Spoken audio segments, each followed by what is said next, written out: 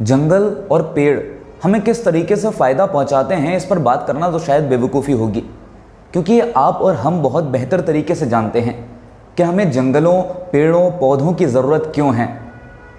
लेकिन उत्तराखंड में इन दिनों जंगल जल रहे हैं, पूरी वन संपदा धीरे धीरे राख हो रही है। भीषण गर्मी और कुछ अराजक तत्वों की वजह से ये हो रहा है। नमस्कार दोस्तों, आप देख रहे हैं haldwanilife.com। मैं हूं आपके साथ मंथन रस्तोगी। आज हम एक ऐसे टॉपिक पर बात करने के लिए आप लोगों के बीच आए हैं जिसने पूरे उत्तराखंड को चिंता में डाल दिया है। ना सिर्फ शासन प्रशासन बल्कि आम जनता भी इस चीज़ से टेंशन में है कि उत्तराखंड के जंगल क्यों जल रहे हैं। आपको सबसे पहले हम ये बताते हैं कि जंगलों के जलने को दावानल कहा जाता है। उत्तराखंड के जंगल पिछले कुछ दिनों से लगातार जल रहे हैं। ऐसा अमूमन हर बार गर्मियों में देखा जाता है, लेकिन इस बार ये आग काफ़ी हद तक फैल गई है। पूरे उत्तराखंड की अगर हम बात करें तो अभी तक जो वन विभाग की रिपोर्ट है, जो ऊपर से जो रिपोर्ट आई है उसके अनुसार 3010 हेक्टेयर जंगल वन संपदा पूरे उत्तराखंड में जलकर राख हो गई है।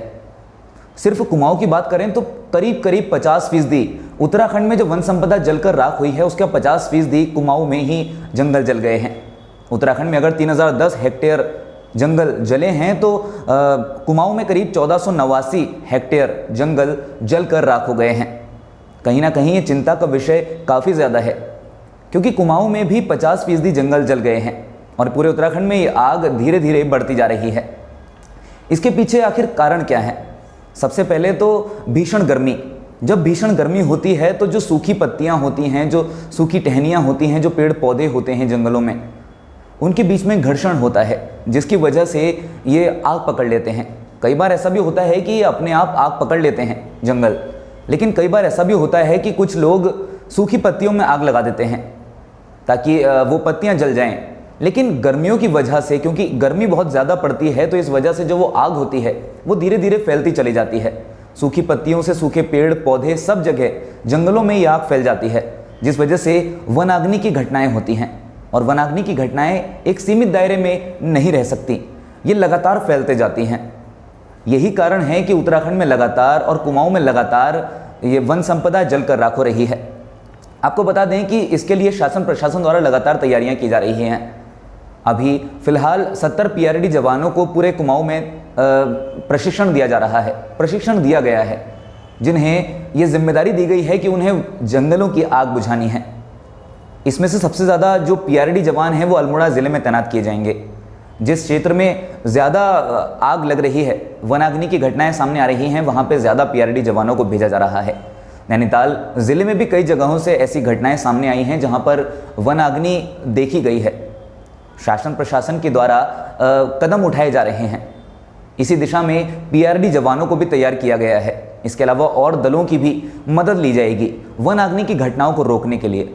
लेकिन इस बीच एक अच्छी खबर यह है कि मौसम विभाग ने एक काफ़ी राहत भरी खबर दी है। शासन प्रशासन नहीं, पूरे उत्तराखंड वासियों को वनाग्नि को रोकने के हिसाब से ये खबर काफ़ी अच्छी है। बताया जा रहा है कि अगले 24 घंटे उत्तराखंड में बारिश के आसार जताए जा रहे हैं।